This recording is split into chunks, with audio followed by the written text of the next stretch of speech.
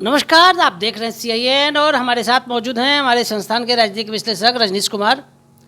आज हम लोग बात करेंगे राजस्थान की और राजस्थान के युवा नेता सचिन पायलट का भविष्य क्या होगा, इस पर हम लोग दोनों चर्चा करेंगे।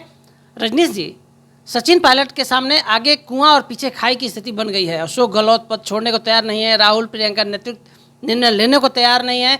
तो आखिर क्या देखते हैं 11 जून को क्या सचिन पायलट अलग हो जाएंगे? देखिए, ये जो सचिन पायलट और अशोक गहलोत के बीच का द्वंद्व है, ये काफ़ी पुराना द्वंद्व है जो चला आ रहा है और कांग्रेस का आला कमान इस स्थिति में है कि वो फैसला ले ही नहीं पा रहा है। वो इंदिरा गांधी के समय वाला और राजीव गांधी के समय वाला अब आला कमान रहा नहीं। नतीजा, आला कमान के कमज़ोर होने के कारण ये जो क्षेत्रीय राजनीतिक शक्तियां हैं ये प्रबल हुई हैं और उसकी प्रबलता का ही ये नतीजा है कि कांग्रेस के आला कमान के इच्छा के बावजूद भी अशोक गहलोत पद नहीं छोड़ रहे हैं।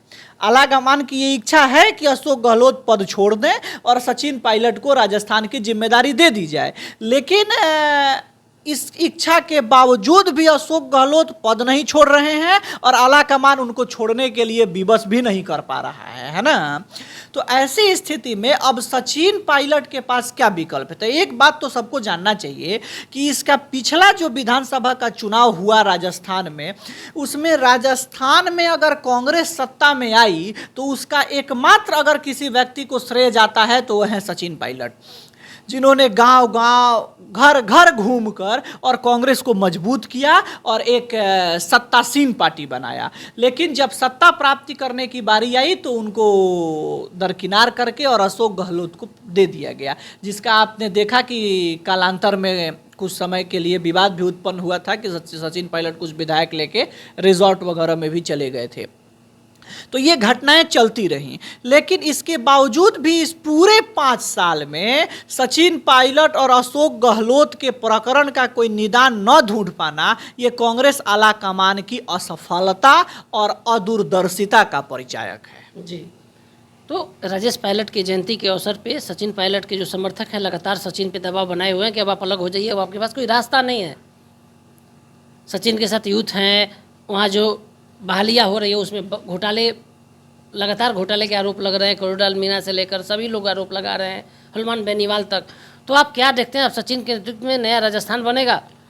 सचिन पायलट एक युवा, योग्य और एक कुशल प्रशासक है और अब मुझे भी ऐसा लगता है कि सभी पार्टियों को ऐसा करना चाहिए कि भाई जो युवा हैं, जो नई सोच के हैं, जो नई संस्थानों से अच्छे अच्छे संस्थानों से पढ़ कर आए हैं, जिनके पास इनोवेटिव आइडियाज़ हैं, उनको आगे करें और वे इस देश के और राज्य के विकास में अपना योगदान करें। अशोक गहलोत ने एक लंबी राजनीतिक पारी खेली है ना। अब निश्चित तौर पे उनको स्वेच्छा से ये जिम्मेदारी दे देनी चाहिए सचिन पायलट को, लेकिन ये राजनीति है, कोई ऐसा करता नहीं है। किसी की नैतिकता इतनी ऊंची नहीं है कि कोई अपना पद दूसरे को सौंप कर और अपने चल देगा, ये संभव नहीं है, ये कल्पना करना ही बेकार है। सोनिया, राहुल, प्रियंका तीनों कमजोर पड़ गए। निश्चित तौर पे आला कमान तो इतना कमजोर है कि वो कोई भी निर्णय नहीं ले पा रहा है और 11 जून को ये संभव है कि राजस्थान कांग्रेस टूटेगी और सचिन पायलट के नेतृत्व में एक नई दल, एक नई पार्टी का वहाँ पर जन्म होगा और शायद वो राजस्थान के चुनाव में एक अलग परिणाम लेकर आए।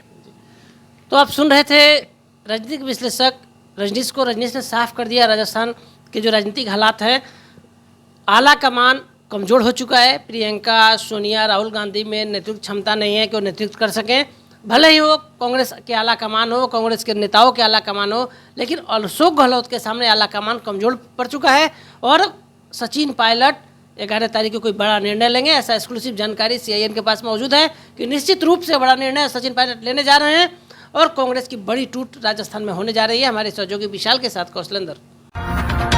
Right message, right communication, country inside news.